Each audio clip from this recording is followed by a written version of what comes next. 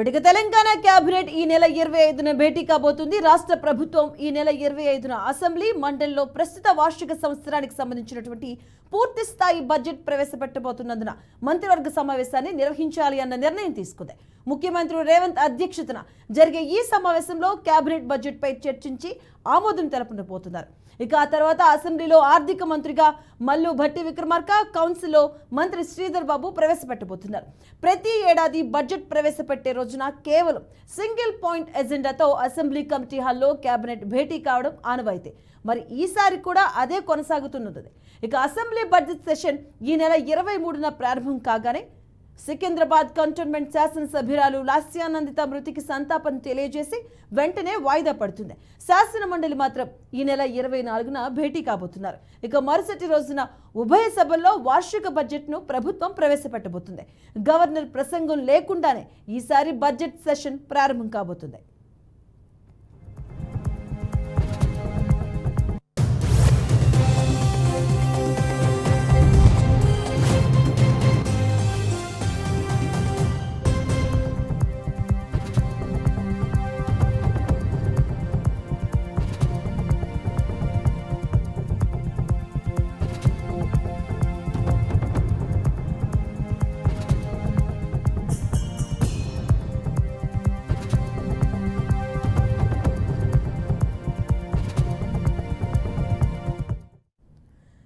ఈ నెల 23 నుంచి తెలంగాణ అసెంబ్లీ సమావేశాలు ప్రారంభం కాబోతున్నాయి. అలాగే ఈ నెల 25న తెలంగాణ కేబినెట్ భేటీ కాబోతుంది. తెలంగాణ భేటీ అయిన తర్వాత అసెంబ్లీ కమిటీ హాల్లో కేబినెట్ సమావేశం జరగబోతుంది. బడ్జెట్ సంబంధించినటువంటి చర్చ జరగబోతుంది. సమావేశంలో బడ్జెట్ కి ఆమోదం తెలపనుంది మంత్రివర్గం.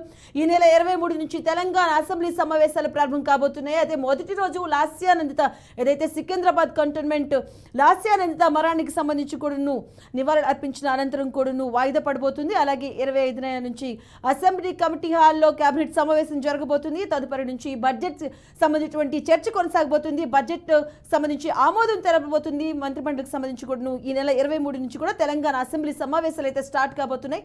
దీనికి సంబంధించినటువంటి పూర్తి అప్డేట్స్ మా కరెస్పాండెంట్ భాస్కర్ అందిస్తారు. భాస్కర్, ఈ నెల 23 నుంచి అసెంబ్లీ సమావేశాలు చేయడానికి ముహూర్తం ఫిక్స్ చేసింది రాష్ట్ర ప్రభుత్వం.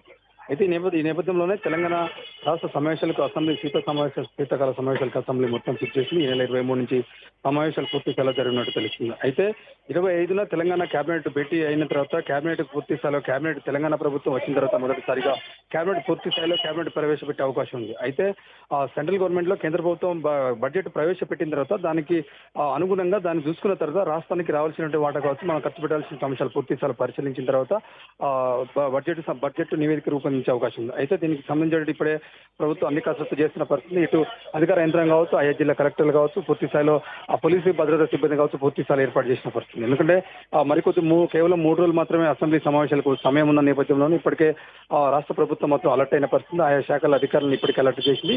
ఏ శాఖకు అంతే అవసరం, ఏ శాఖ ఎంత ఖర్చు పెట్టాలో, ఏ శాఖ నిధులు ఎంత రావాల్సిన పూర్తి స్థాయిలో ఒక నివేదిక తయారు చేసినట్టు తెలుస్తుంది. అయితే ఇప్పటికే ఆ దిశగా ఇటు deputy CM Bhatti Vikramarka, CM Revanth Reddy పూర్తి స్థాయిలో అసెంబ్లీ సమావేశాలపైన కసరత్తు చేస్తున్న పరిస్థితి.